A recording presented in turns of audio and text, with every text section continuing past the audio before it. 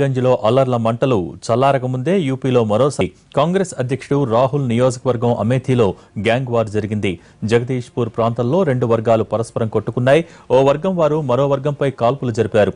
కాల్పుల్లో అస్ఫక్ అనే యువకుడు స్పాట్లోనే చనిపోయాడు. మరో 5గురికి గాయాలయ్యాయి.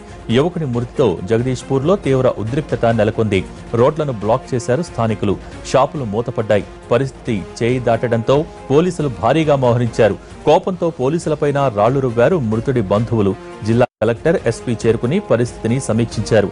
పాత కక్షలతోనే ఇరు వర్గాల మధ్య గొడవలు జరిగినట్టు పోలీసులు చెప్పారు.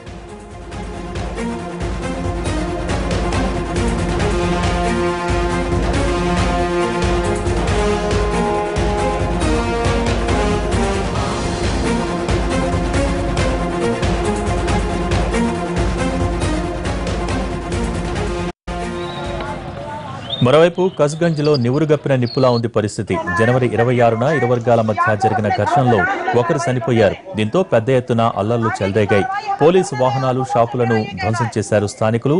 144 సెక్షన్ కర్ఫ్యూలతో అట్టుడికిపోతోంది కస్గంజ్.